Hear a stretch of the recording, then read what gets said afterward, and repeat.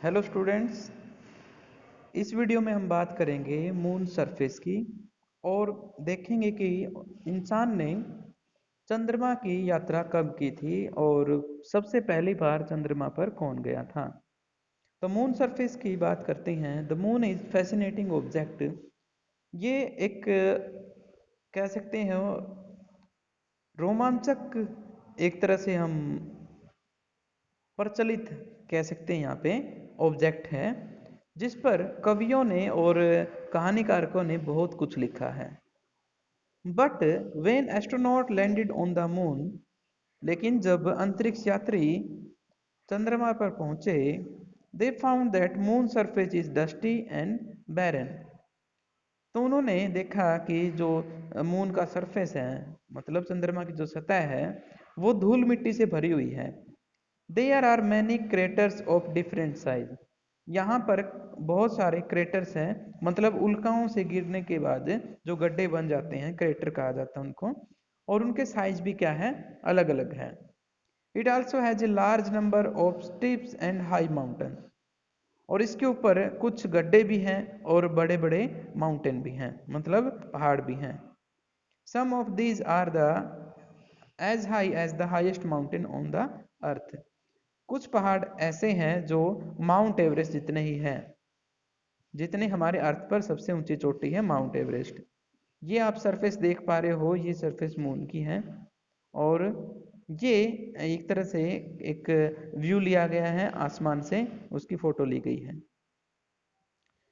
The moon has no atmosphere, it has no water, can any life exist on the moon.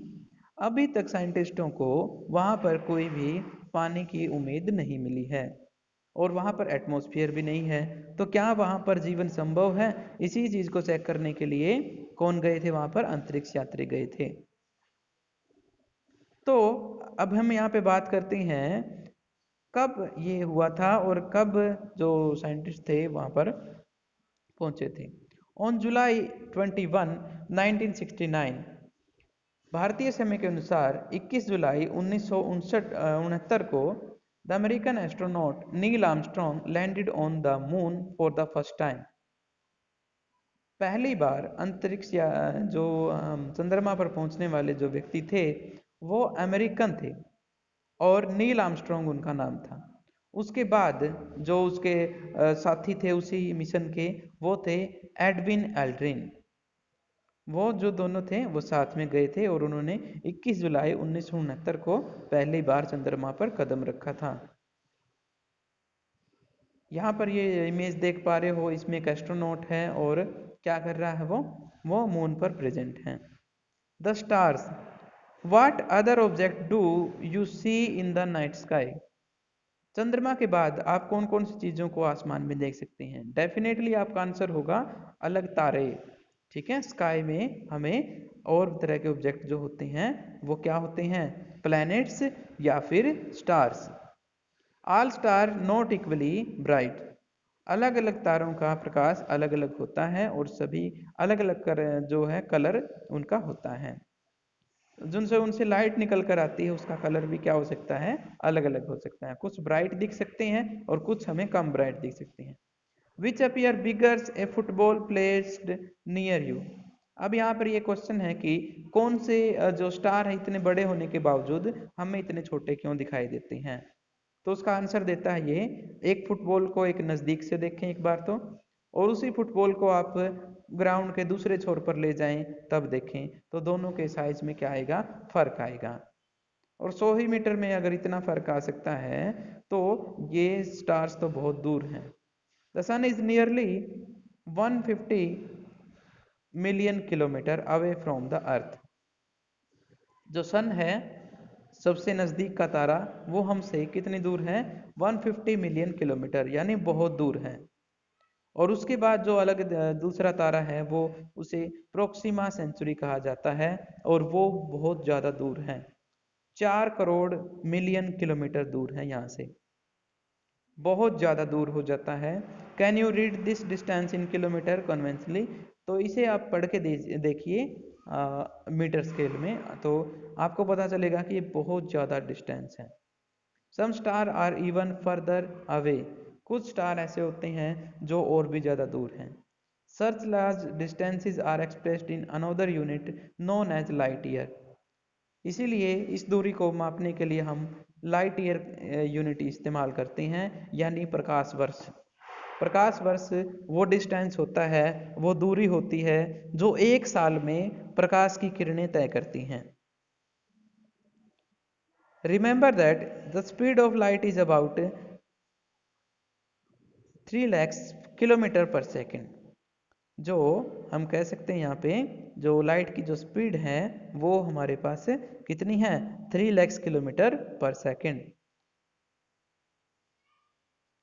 Thus the distance of sun from earth may be said to be about 8 light minutes. इसलिए हम कह सकते हैं सूर्य को यहाँ तक पहुँचने में, धरती तक पहुँचने में कितना समय लगा होगा, 8 लाइट मिनट। यानी प्रकाश को पहुँचने में कितना समय लगा यहाँ पे, 8 minute 33 seconds. The distance of Alpha Centauri is about 4.3। अभी अभी जो हमने सेंचुरी लिखा था यानी स्टार था, तो इसके बाद का जो स्टार है वो हमारे पास है 4.3 लाइट ईयर्स, बहुत ज़्यादा दूर हो जाता है। If light from stars take years to reach, तो यही आंसर अभी हमने दिया, बिल्कुल हमें यहाँ तक जो लाइट है वहाँ यहाँ तक पहुँचने में बहुत समय लगता है।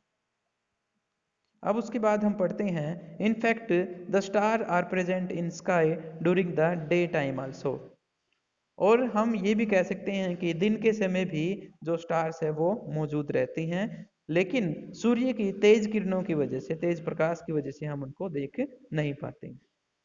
सिर्फ उन्हें रात के समय ही हम देख पाते हैं। क्यों? क्योंकि सूर्य उस समय हमारे सामने नहीं होता और उसका प्रकाश भी कम हो चुका होता है। क्या इसके अलावा भी कोई स्टार है जो अपनी जगह से मूव नहीं करता? यहाँ पर एक क्वेश्चन है कि you will find that star appear to move from east to west. हमें पता है कि हम कहते हैं सनराइज हुआ पूर्व से और उसका जो सूर्यास्त हुआ वो किस तरफ हुआ, पश्चिम की तरफ हुआ। तो क्या सारे स्टार, क्या सारे तारे पूर्व से पश्चिम की तरफ ही ट्रैवल करते हैं? तो इसका आंसर होता है नो। और इसे समझने के लिए हम यहाँ पर एक ऑप्शन है वो सिलेक्ट करते हैं। पहले recall that when see is in a moving train near by trees and building appear to move in a backward direction.